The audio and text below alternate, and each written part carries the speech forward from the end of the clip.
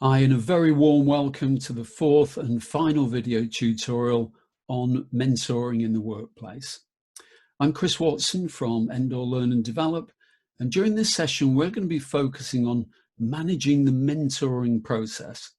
So we'll look at preparing for your very first meeting, managing expectations, building rapport, and getting the most from your time together.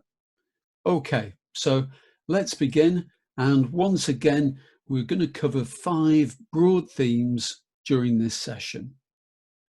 I'm also going to share with you a range of optional tools, templates, and techniques for getting the most from each of your meetings. Now, I'm not wanting to overburden you with too many mechanical models or create a mountain of bureaucracy around this. However, as I hope you'll recognise, the introduction of a flexible framework can really help you to navigate your meetings and provide you with a route map for success in your role as a mentor. So to start with, here is a 4-step process that we're going to follow during this final session. And it moves from understanding the value of what mentoring can offer through to building the relationship with your mentee, how you go about maintaining this relationship, and how it gets evaluated. So it's a very straightforward and transparent 4-step process. And in previous videos, we've already explored step 1 about understanding the value of mentoring to both yourself, the mentee, and to the organisation. So let's move straight on to step 2 and building the relationship. Now, reviewing successful mentoring partnerships over a period of time, as illustrated on this graph, highlights the importance of the very first meeting, especially in terms of an opportunity to develop rapport, agree expectations, and begin to discuss the mentee's own goals. This first meeting is therefore thought to be one of the most important ones you will have, and will typically be a longer session. As the meetings continue and you're progressing into maintaining the relationship, you will of course need to engage the mentee, keep things relaxed and informal, but then there's a challenge of how do you stop future meetings simply descending into nice catch-up chats and informal conversations. And the answer is, of course, to plan. And planning also supports with the developing and maintaining relationship stages. So effective planning is key. My advice, though, would be not to over-plan. Just look for broad themes. And at this early stage, don't be too driven by specific outcomes. Now, your first face-to-face meeting can be a bit daunting for both parties. And if possible, the mentor and mentee should together plan where and when to meet up. It's usually better not to meet in the mentor's own office because there are too many reminders of hierarchy, task requirements, environmental barriers such as formal desks and other routine distractions. Operationally, a familiar environment is easier for the mentor, but it doesn't send out the message that here are two equals coming together to explore things. In terms of planning considerations, first and foremost, aim to create a relaxed and professional learning environment. The good news is you're not expected to have all of the answers, just to help the mentee find them. So it's about building self-belief in the mentee. It's also about the learning, so do expect to gain a lot from the meetings yourself as well. Other planning considerations, and don't worry, this isn't a prescriptive shopping list, just some areas for you to consider for those first meetings. For example, you both might want to think about what's going to be on and off limits. What, for example, will be shared with other people? This isn't the Freemasons after all. However, it's also worth acknowledging that the mentee may well want to discuss relationships with peers and may even want to discuss relationships with their own boss.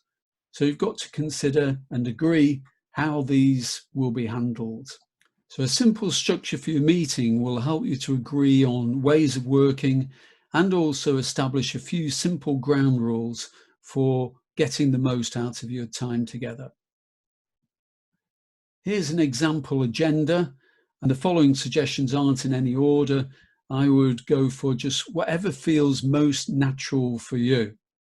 As mentioned, as the mentoring relationship evolves, the monthly agenda will be increasingly owned by the mentee themselves. But it makes sense certainly on the very first meeting to talk about your backgrounds, your experience, try to find common interests so you can build rapport with the mentee. Discuss what you both want to get from the experience. Is there synergy? Is there an overlap here? Or are your expectations for what mentoring is all about radically different, in which case that might lead to problems? What about broad objectives as well for both the meeting and for the relationship? What are these? Is there sort of any indications as to what that future intention should be? Other agenda topics might be making sure you have agreed ground rules, you've looked at the mentee's strength and development areas, and operationally you've agreed meeting frequency, the best time for you both, who's going to take a record of any agreed action points, and when the next meeting will take place. Now, one really helpful way to agree any ground rules is to draw up what's called a mentoring agreement between you. And here's a very simple way of doing this, which could easily be used in your first meeting. Examples, if we look at the top left, things that you will do, you may say, well, I'm going to commit to agreeing to act as a vehicle for professional support through these one-to-one meetings. Examples of things I will not do, you might put, I'm not going to tell you how to do your job, and also I'm not going to find the answers for you. In terms of things that I can do, I'm going to provide a supportive framework, and I'm going to offer a sounding board so you can test your ideas before putting them to your boss, for example. Something I can't do, though, is make the decisions for you.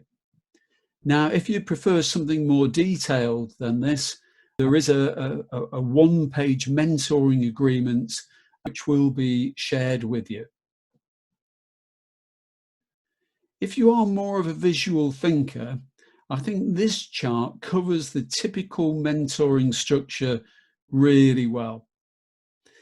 In terms of what to cover in the first meeting, you'd perhaps focus on the first 2 or 3 panels for session 1.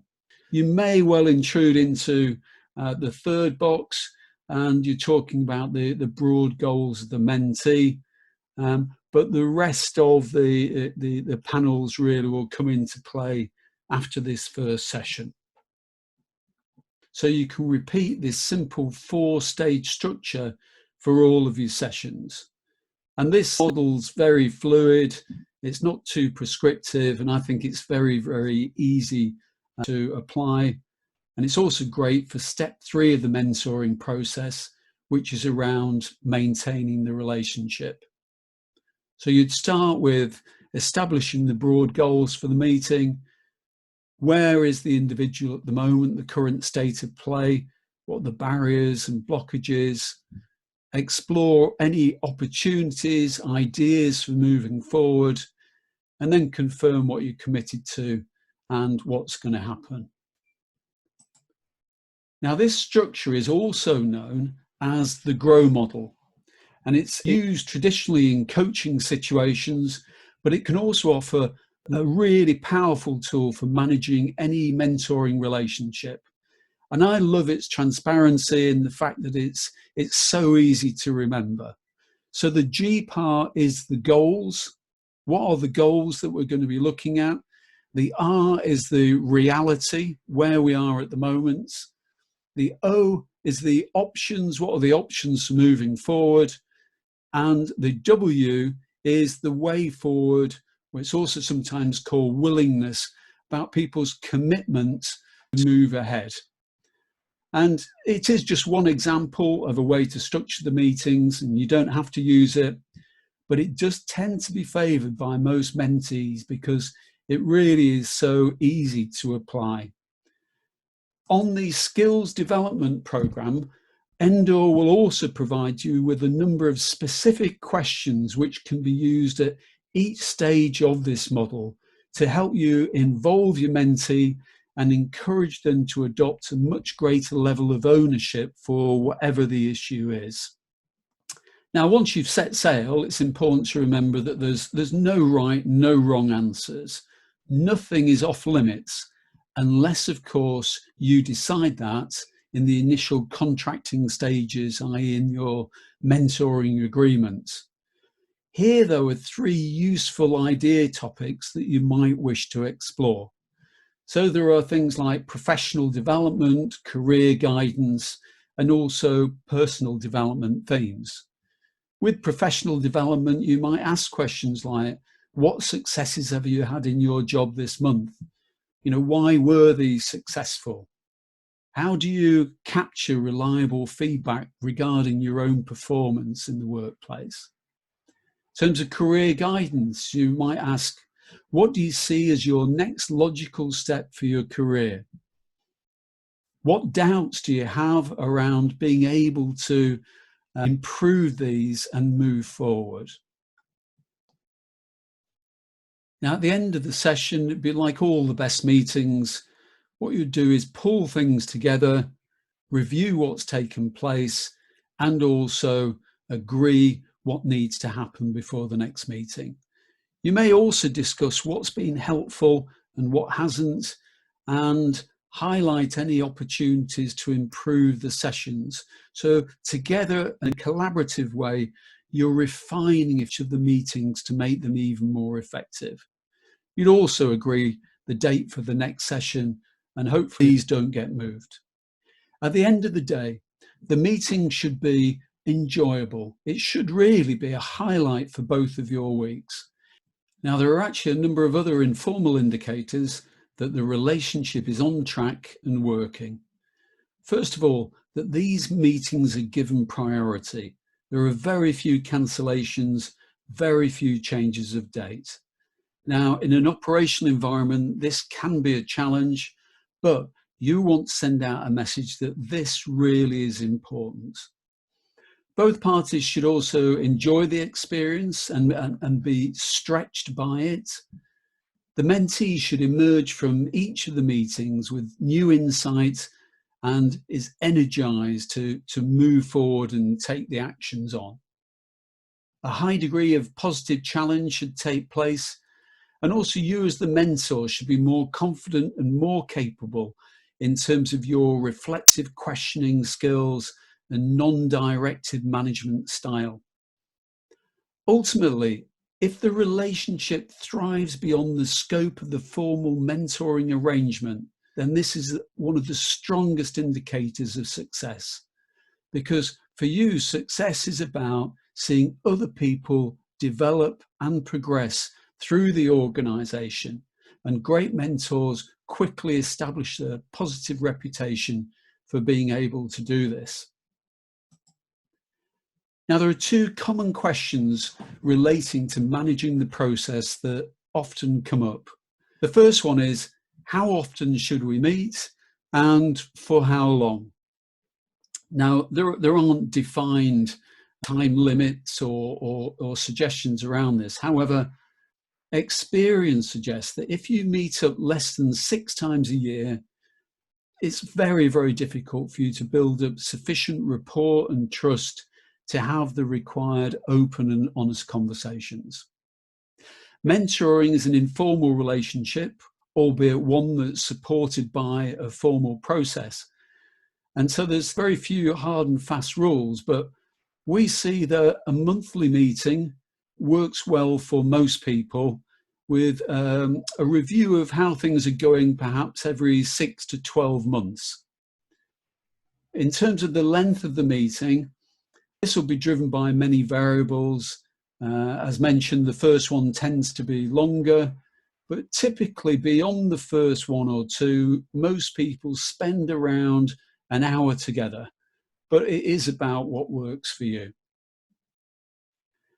Now, the second question, and possibly very informed by recent events and lockdown, is if we can't meet up, is it okay to use the phone or Skype, Zoom, or Teams software for video conferencing purposes? And absolutely.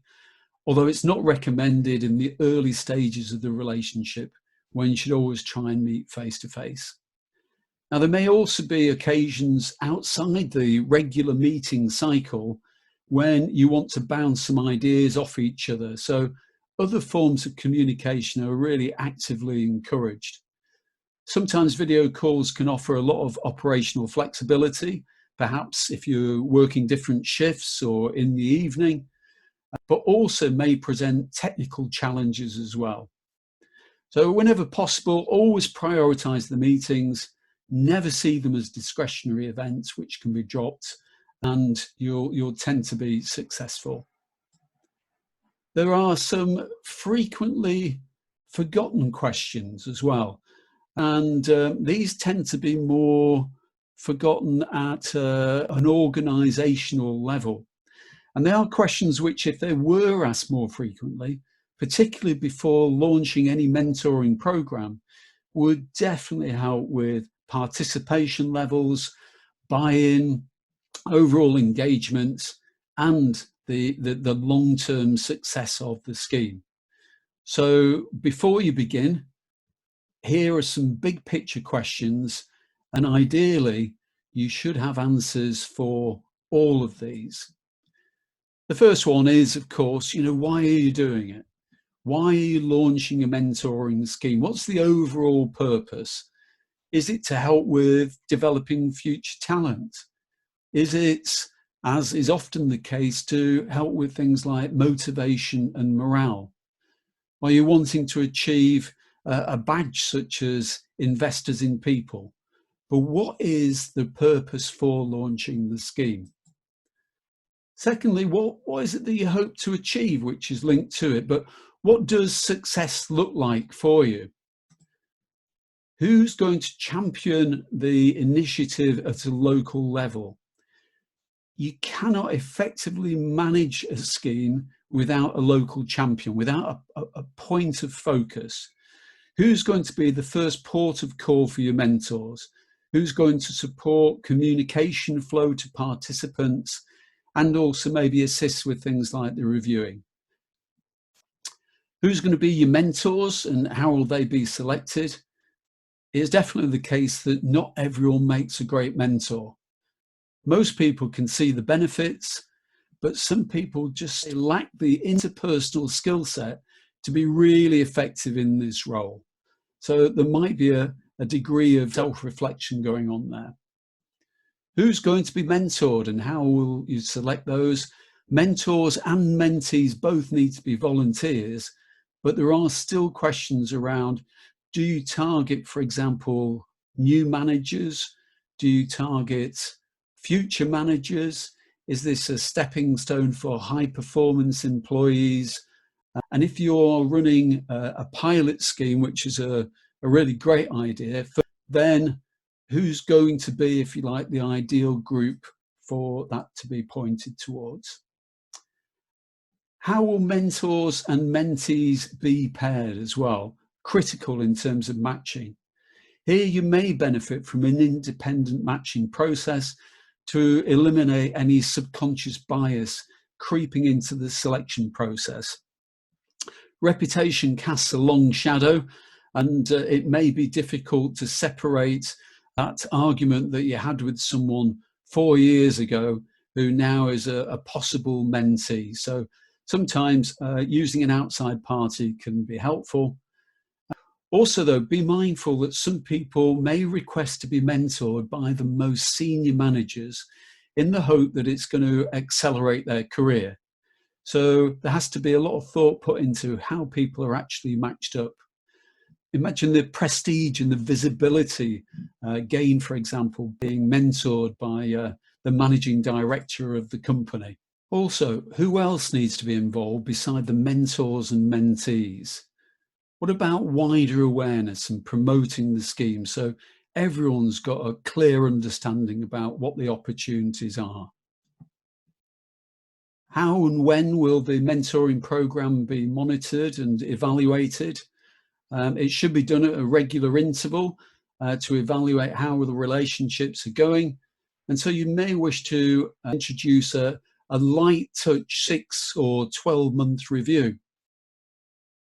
Questions around how will the mentors be supported in role on an ongoing basis, about how you maintain this so it doesn't dip off in terms of priorities for people. There will often be questions and queries that will arise along the way as well. Some relationships might not work, and certain skill gaps might be exposed as well. So this is where a local coordinator can be helpful to capture some of these aspects. And other support might include things like required resources, room availability, time, space, and so forth. So again, this is worth considering before you set sail on the mentoring scheme. Now, we're often asked if there are any templates, documents, which can be used to support the early stages of the mentoring process. And here's a few examples of the types of forms and templates which are already available to your management team.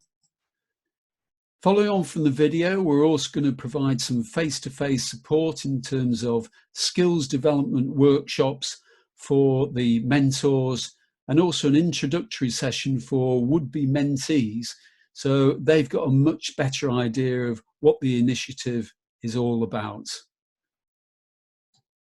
Okay, we've just about reached the end now of the session and the final program in this short series of video tutorials on mentoring in the workplace. I hope that you've picked up some valuable hints, tips and techniques, and I hope it's not put you off this initiative, because it's a fantastic thing to be involved with. If there are any questions or queries that you do have, or you'd like more information on anything that we've covered, please do get in touch. I can be contacted through the Endor website. So once again, many thanks for watching. I look forward to meeting you on future workshops and training programs, and getting to know you a little bit better in person as well. Thanks very much.